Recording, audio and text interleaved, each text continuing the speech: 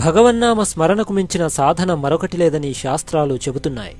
హిందువులకు ఉన్న 7 కోట్ల మహామంత్రాలలో 2 అక్షరాల రామమంత్రానికి ఉన్న విశిష్టత మరే మంత్రానికి లేదు. రామమంత్రం అత్యంత శక్తివంతమైంది. రామమంత్రం జపించడం వల్ల అన్ని సమస్యలు దూరమవుతాయని పురాణాలు చెబుతున్నాయి. రామనామాన్ని తారక మంత్రమని పిలుస్తారు. తారక మంత్రాన్ని జపించడం వల్ల పుట్టుక నుంచి మరణం వరకు జీవితం సాఫీగా సాగుతుంది.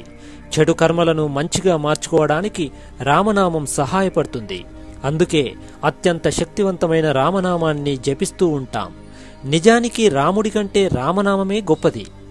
అసలు రాముడితో పుట్టిన రామనామము రాముడి కంటే ఎందుకు గొప్పదైంది? అంతటి మహిమాన్విత శక్తి కలిగిన రామనామం విశిష్టత మరియు రామనామం గొప్పదనం ఇప్పుడు తెలుసుకుందాం.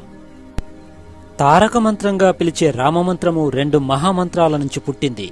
ఓం నమో నారాయణాయ అనే అష్టాక్షరి మంత్రంలో రా అనే అక్షరము జీవాక్షరం. అలాగే ఓం నమః శివాయ అనే పంచాక్షరి మంత్రంలో మా అనేది జీవాక్షరం. అంటే ఈ 2 మంత్రాలలో జీవాక్షరాలు తొలగిస్తే అర్థం ఉండదన్నమాట. అందుకే ఈ 2 మంత్రాల నుంచి తీసిన రా మరియు మా అనే అక్షరాల ద్వారా రామ అనే నామం వచ్చింది. ఈ 2 అక్షరాలు గనక లేకపోతే ఆ 2 మహామంత్రాలకు విలువ ఉండదు. అందుకే ఈ 2 జీవాక్షరాల సమాహారంగా రామ అనే నామము లేదా మంత్రం పుట్టింది. ఓం నమో నారాయణలో రా, ఓం నమః శివాయలో మా అనేవి జీవాక్షరాలు. అందుకే శివకేశవుల అత్యంత శక్తి కలవడం వల్ల రామ అనే మంత్రము అత్యంత శక్తివంతమైంది. అందుకే ఈ మంత్రాన్ని హరిహరతత్వం కలిసిన మహామంత్రమని పిలుస్తారు. అసలు రాముడి కంటే రామనామం ఎందుకు గొప్పదైంది? ఇది తెలుసుకోవాలంటే ఈ కథ విందాం. లంకపై దండెత్తడానికి రాళ్లతో సముద్రంపై వానరసేన వారధిని నిర్మిస్తారనే సంగతి మనందరికీ తెలిసిందే.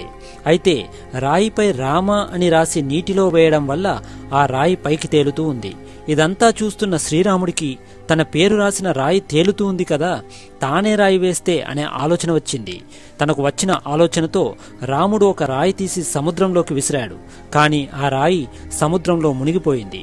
అప్పుడు రాముడు ఆశ్చర్యపోయాడు. తాను వేసిన రాయి మునిగిపోవడంతో రాముడు వెంటనే తన పక్కన ఉన్న హనుమంతుడిని అడిగాడు. అప్పుడు హనుమంతుడు, రామ అనే మంత్రం రాసిన రాళ్లే పైకి తేలుతాయి, మీరు వేసిన రాయిపై రామనామం లేదు కదా, అందుకే మునిగిపోయింది అని హనుమంతుడు వివరించాడు.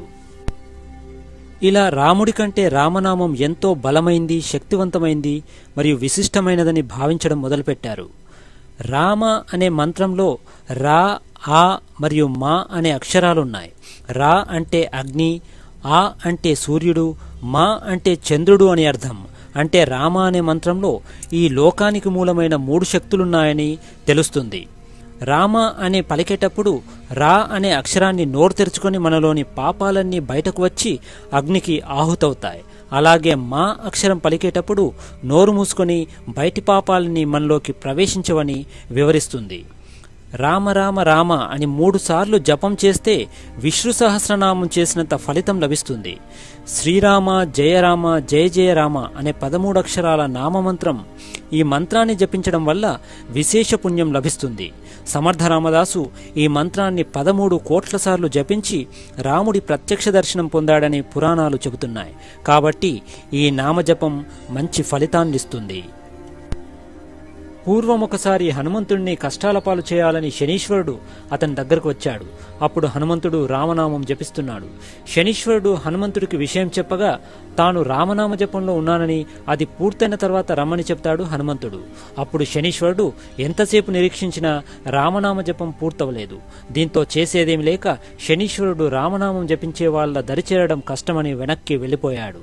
కాబట్టి రామనామాన్ని జపించే వాళ్లకు శని బాధలు ఉండవు.